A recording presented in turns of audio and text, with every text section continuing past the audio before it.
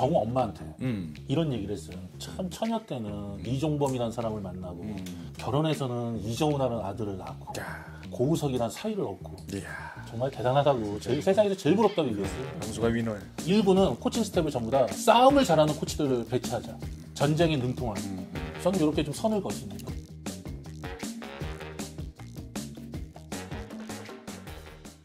그래서 서경석에 또 1년 만에 모십니다. LG 트윈스의 장명석 단장님 반갑습니다. 네, 반갑습니다. 안녕하세요. 항상 요 옷 언제 입나? 네? 요때만 한 번씩 입는 것 같아요. 거의 새 거예요. 예. 네, 반갑습니다. 예, 반갑습니다. 작년에 아주 애쓰셨어요. 애쓴 것도 맞고 아쉽죠. 아쉽기도 너무 아쉽고 좀 여러 가지가 교차됩니다. 너무 아까웠어요. 이게 뭐 잘 안 되나 봐요. 프로 생활을 지금 30년째 하고 있는데 진짜 잘했는데 참 결과는 참 아쉬워요. 그 더 아쉬우시라고 제가 오늘 저 패션은 최은성 패션 안경 은성이 갈 때 많이 힘들었죠. 잡았어야 되는데 너무 미안해요. 노력을 하셨잖아요. 그 셀캡 때문에요.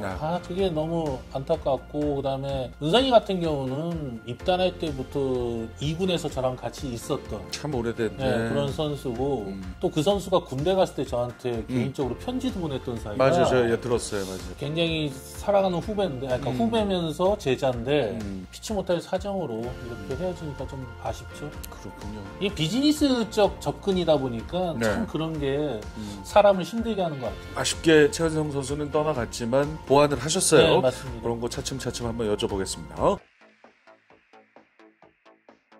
2023 LG 트윈스 가장 큰 변화 중에 하나는 이제 코칭 스태프. 그렇죠. 류지영 감독을 떠나보내고 염경엽 감독을 영입했습니다. 게다가 김정준 수석 코치가 또 합류하게 됐고 이종범 전에 2군 감독이 이제 1군 쪽으로 콜업이 됐죠. 1군의 주루 또 외야 담당이 됐습니다. 담당 코치로 왔고요. 박경환 코치가 배터리 코치로 오게 됐고 1군의 배터리 코치로. 가장 큰 변화는 역시 이제 수장이 바뀌었다는 거, 그게 가장 크죠. 사실 2년간 류지영 감독께서 굉장히 팀에 대한 애정도 많이 보여주셨고 역할도 하셨고 헌신도 많이 보여주셨는데 서경석 씨가 얘기한 대로 마지막에 결과가 좀 안 좋다 보니까 저희가 감독을 교체하는 그런 좀 아픔을 좀 겪었습니다. LG의 판단은 염경엽 감독을 선택했고 염경엽 감독을 도와줄 수 있는 코칭 스태프가 좀 필요했고 거기에 이제 김정준 수석 같은 경우는 야구 팬들한테 데이터 분석 쪽으로 굉장히 알려진 사람인데 팬들이 좀 의아했던 부분도 있었습니다. 근데 그건 뭐 제가 차근차근 말씀드릴 거고 누가 뭐래도 한국 최고의 포수라고 불렸던 박경환 코치가 1군 배터리 코치를 좀 맡은 거고 야구를 좋아하시는 분들은 이제 이종범 감독을 직접 1군에서 볼 수 있는 오랜만에 보는 것 같아요. 맞습니다. 그죠?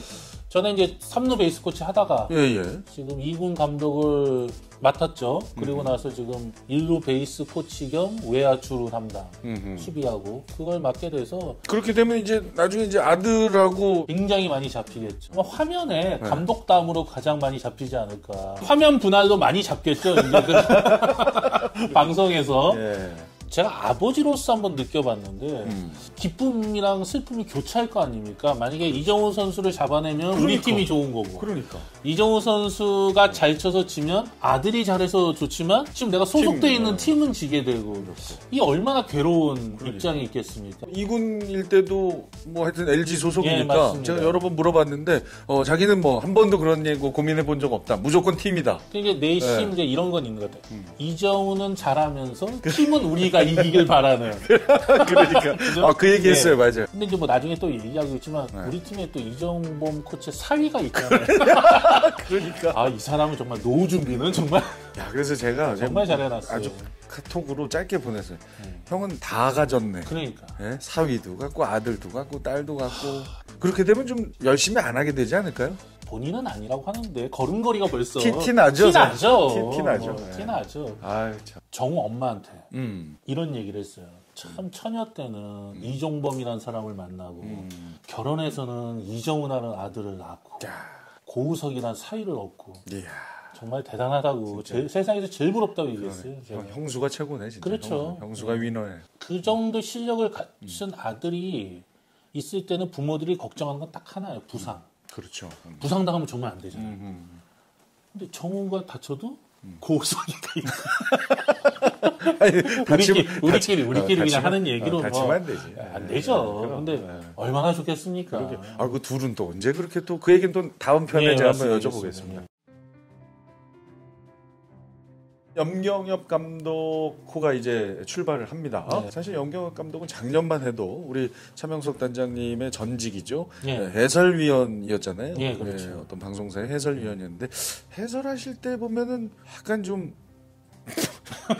하여튼 좀 그렇고요. 굉장히 달변가신데 해설 때는 약간 긴장하시는 것 같은 긴장도 느낌? 있고 또 이게 마이크 놓고 자기 걸 하기가 좀 쉽지 않은 경우가 많잖아요. 해설은 내가 볼 때 차명석 단장님이 저는 마이크 울렁증이 동아시아에선 최고예요. 저는 카메라만 들이대면 잘 말을 못하는데 뭐가 뭘 카메라 찾아다니셨어요? 저랑 MBC에서 일할 때. 그런 이미지였는데 본인도 방송보다는 현장이 좋았던 것 같아요. 건강이 조금 힘들어 했었는데 한 2년 쉬시더니 이게 모든 몸이 다 정상적으로 돌아와서 계속 미팅을 하잖아요.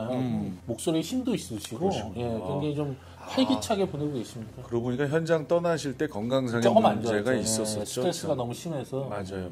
그리고 이제 김정준 수석 코치, 야신 김성근 감독님의 아들로도 또 많이 알려졌고 말씀하신 대로 이제 데이터 분석의 전문가인데. 그렇죠.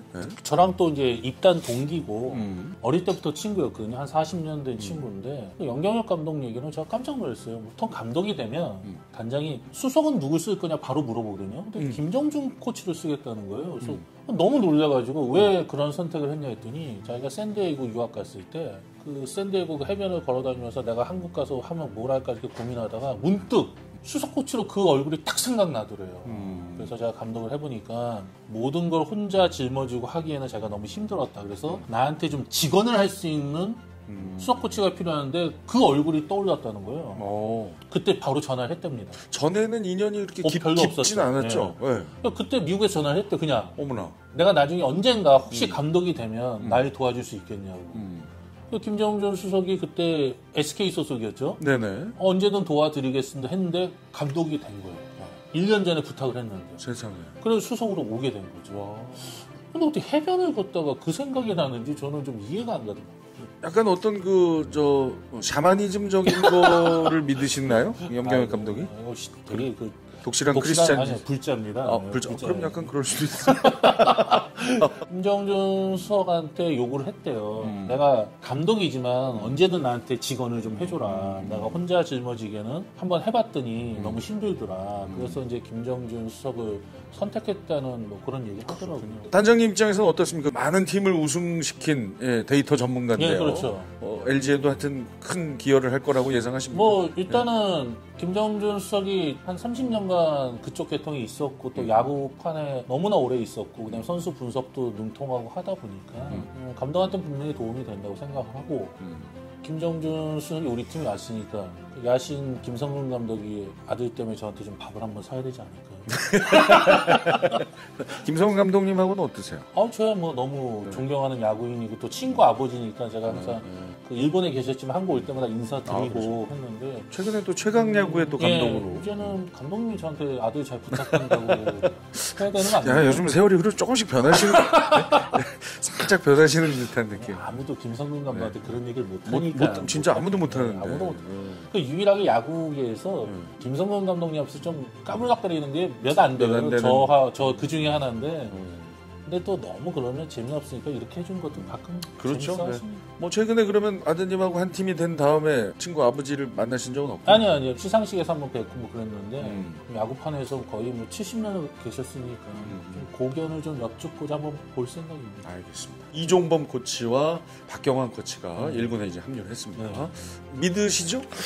근데 둘 다 너무 슈퍼스타 출신이에요. 한국 최고의 선수들이었잖아요. 그러니까 일단 장점은 선수들을 끌고 갈 수 있는 그런 카리스마나 이런 건 반드시 갖고 있는 것 같아요. 근데 이제 코치다 보니까 제가 원하는 건 카리스마를 넘어서 하나 소프트한 걸 좀 붙여줬으면 좋겠어요. 그러니까 접근하기 어려운 소프트 한 150점 그게 다죠.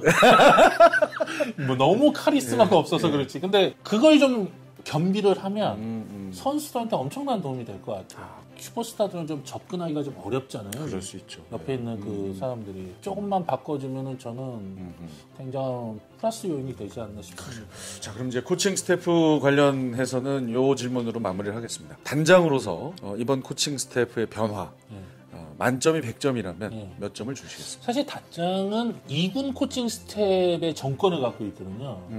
1군은 아무리 이제 단장이 좀 얘기를 해도 감독을 좀 들어줘야 돼요. 그렇죠. 감독이 1군에서 시합을 하다 보니까. 근데 영경혁 감독하고 얘기하는데 뭐 전혀 둘이서 이견 없이 잘 구성을 했고, 그다음에 그동안의 코칭 스텝의 변화를 줬지만 이렇게 영향력 있는 코치들이 들어온 거는 사실 많지 않았었는데 그런 점에서 좀 다른 기대감을 갖고 있습니다. 외관만 봐서는 하여튼 역대급 구성이다. 그리고 이번에는 제가 명확하게 얘기한 게 2군은 교육을 통한 선수들이 1군에 올라갈 수 있게끔 우리가 준비를 하자. 그러니까 마치 전쟁으로 따지자면 사관학교다. 1군은 코칭 스텝을 전부 다 싸움을 잘하는 코치들을 배치하자. 전쟁에 능통한. 저는 이렇게 좀 선을 걷습니다. 이게 멋진데요. 아주 이 전쟁조를 이끄는 막강 코칭 스태프. 그거를 이제 그 사람들이 이제 해줘야죠. 2023 LG 트윈스입니다.